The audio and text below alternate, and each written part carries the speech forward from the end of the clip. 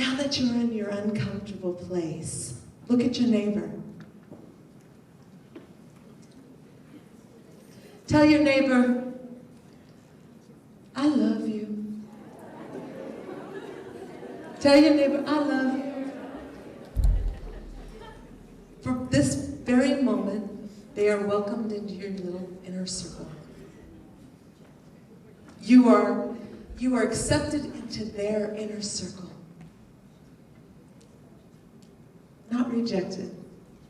You are accepted into their circle.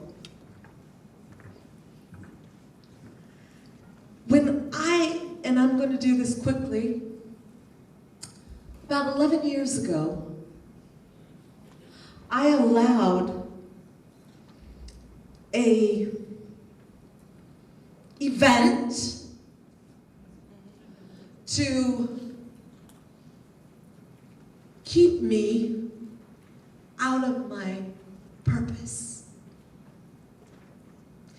It's quite interesting. I was reading Esther right now, and it says that all the people came to her and told her that Mordecai was kind of depressed. And why was Mordecai? She heard he was depressed, so here she goes and she sends him clothes. Here, Mordecai, hope this makes you feel better. They're going to kill his people. And so she sends him clothes. Then he sends word back through one of Esther's servants and says, I can't wear these clothes right now. They're gonna kill us all. And so she sends back word, well, what do you want me to do? She's afraid. And her fear kept her from even acknowledging her purpose because she was so afraid, she forgot her favor. She was so in fear, she couldn't operate in her favor. This woman was chosen. Not rejected, she was chosen to be the queen by the king because he loved her and found her beautiful. And here she is freaked out, they're going to kill her people. And instead of going before her husband, the king, and saying, do you know this guy? There's this guy over here that is trying to kill me and my people. She says to Mordecai, what do you want me to do about it? Because she was still living like a rejected slave. And yet she was chosen for a great purpose. So anyway, years ago, I had an event in my life. I spoke at a women's meeting, Roma. And at this women's meeting, there were lots of PhDs, and there was books out, and there was, you know, they all were so qualified. And I spoke, and I read some books, and I was like, I'm going to do this. I want to help others. I'm going to do this. And I read some books, and all the ladies were crying. And after that, I mean, I saw God move in their hearts, and they were crying, and I'm happy. I feel like God did something. And then we're in the green room, and there's this assistant. She's a PhD. She's an assistant to a megachurch pastor's wife. And in the green room, she makes a statement to me. She said, I'm a PhD. You didn't close them up. You didn't close those women. And all the other women didn't say anything. They just, they didn't say anything. Nobody said anything. Except for my mind went in another direction. It went, you know where it went? I heard them. I heard them. Nobody told me that I didn't hurt them. I didn't want to hurt them. I don't got a PhD. Maybe I shouldn't even be up there.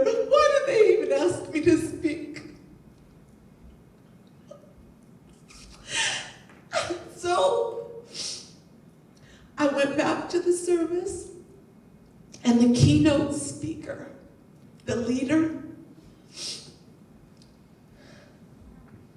she said,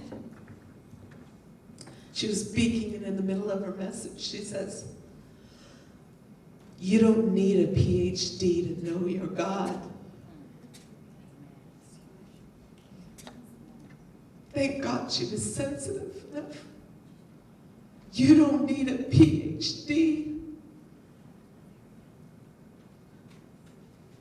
God doesn't qualify us and then call us to do his agenda. He calls us and then qualifies us, Roman. He calls us and then he qualifies us, Roma.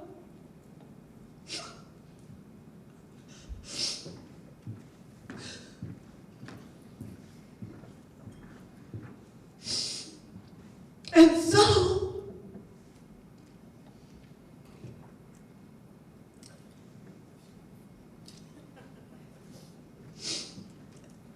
so, where's my notes? Thank you. Oh my gosh.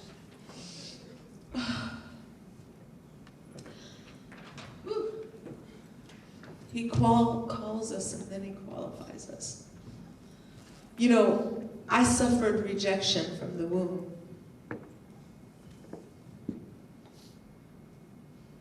Somebody threatened my life in my mother's womb. They told her. The enemy whispered in her mind because she had been rejected. Because she had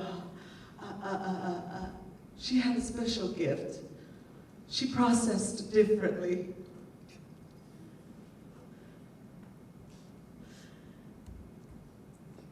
And somebody tried to, Mama, come right there. There's a chair right there for you. Come on, please. You're not in your most uncomfortable place.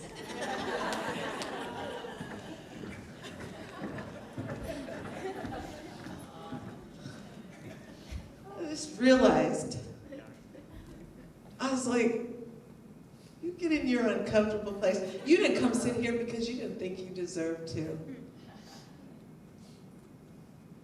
And you do.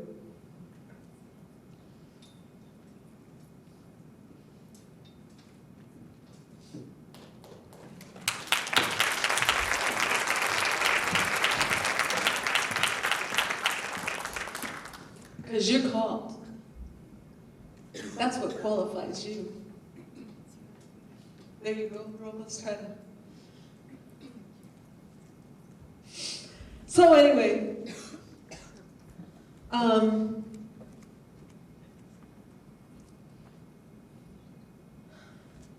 rejection.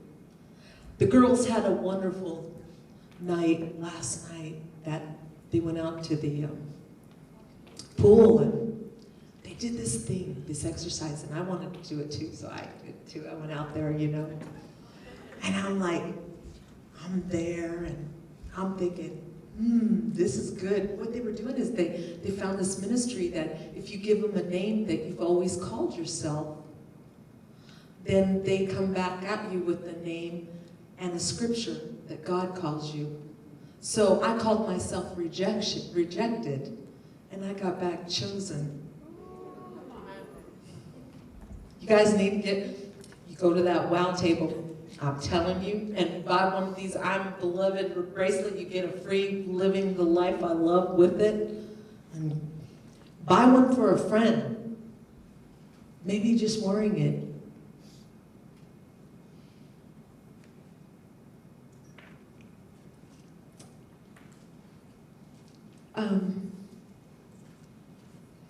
So, I mean, that's my story. So then for 10 years, last year I did the event. Some of you were here. I didn't even speak at my own event. Because of the response to that event. Because I didn't feel I was qualified. I knew my purpose and what I wanted to do, and I did it. I created a bit. I wanted to touch women. I just used all these women to do it for me. Pretty cool, huh, Roma? How you can get out an event. I created an event, all right, from my event. And I would introduce them, and I wanted, and some of you really were paying attention, notice how tight I was holding on to my daughter yesterday when I had my speaking time.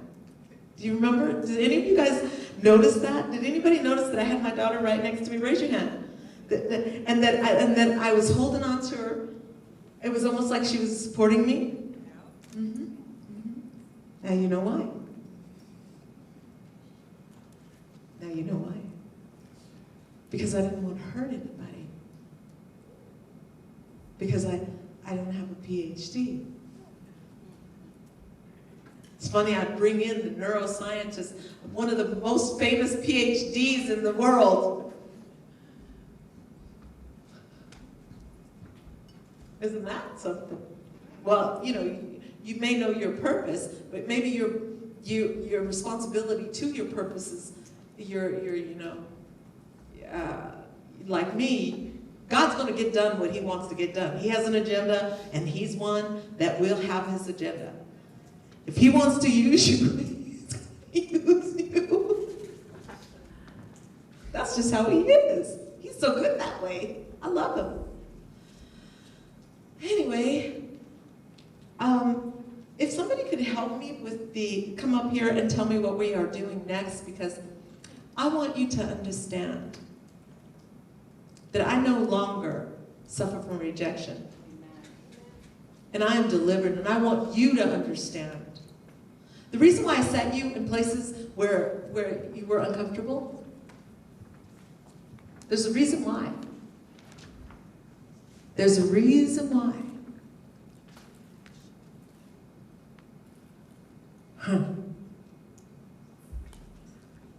And later on, I went to Advance. Roma has the most amazing leadership advancement company. I go to Advance and find out all kinds of stuff I didn't know. Yeah, it was wonderful. I had a good time. I did have a good time. Ooh, really? Thank you. I love you. Got me there with that shiny thing. Can you tell? Look, I wanted sparkles everywhere. Huh?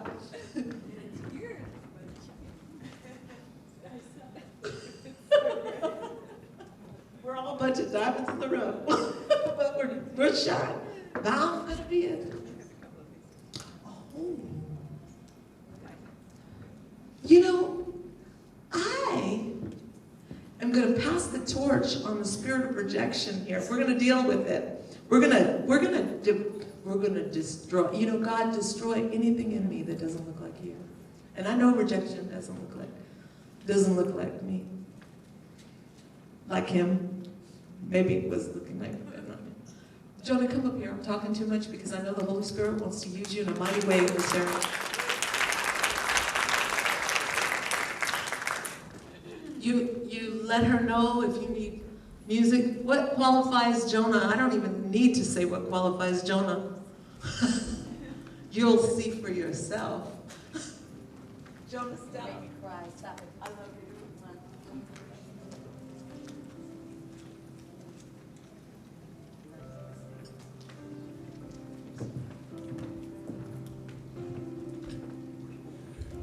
Oh, no.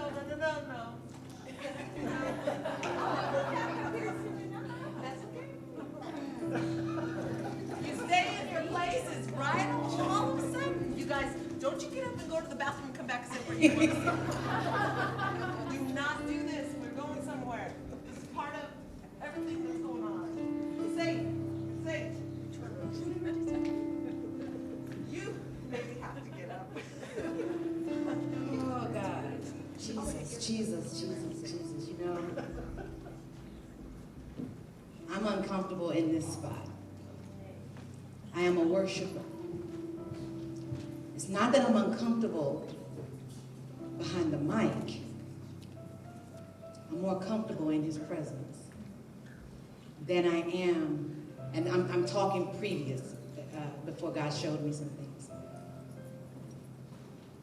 And I never saw myself as a praise and worship leader. And I'm just going to tell you guys right now, this is so off the script. I was told that, my time has been reduced, and that was a test of God to see if I was going to be moved by it. I'm not. Not moved by that either. Good girl. And I'm just talking here because I want to see which way he wants to go. There's something he wants done in this very moment. So I'll just say this. In 2008, you guys see the picture up on the wall, oh, and before I get started, that's my grandson today. He's 8 months old, and so I needed that today. My little angel, Caleb. But you guys see that woman on the screen there? That's who I used to be. A woman who was pregnant at 15, abortion at 15, pregnant at 16, married at 16, divorced at 17, remarried at 19, and today I've been married to the man who delivered me out of that abusive relationship for 31 years.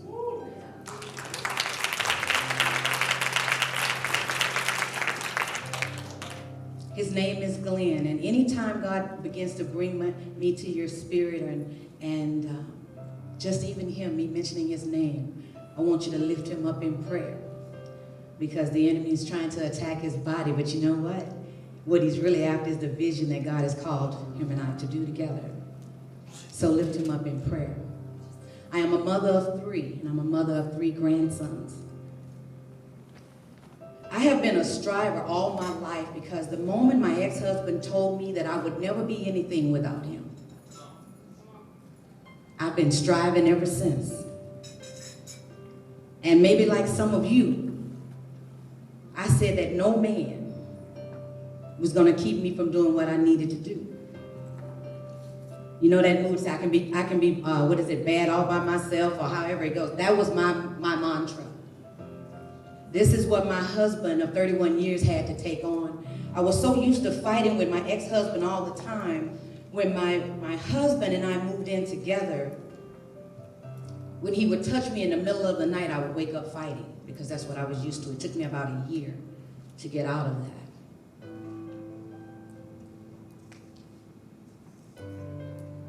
And as God began to mature me, the things that he placed on the inside of me, the professionalism, the business side of me. I'm very analytical. That can be a good thing and a bad thing. But it was a good thing in the world, because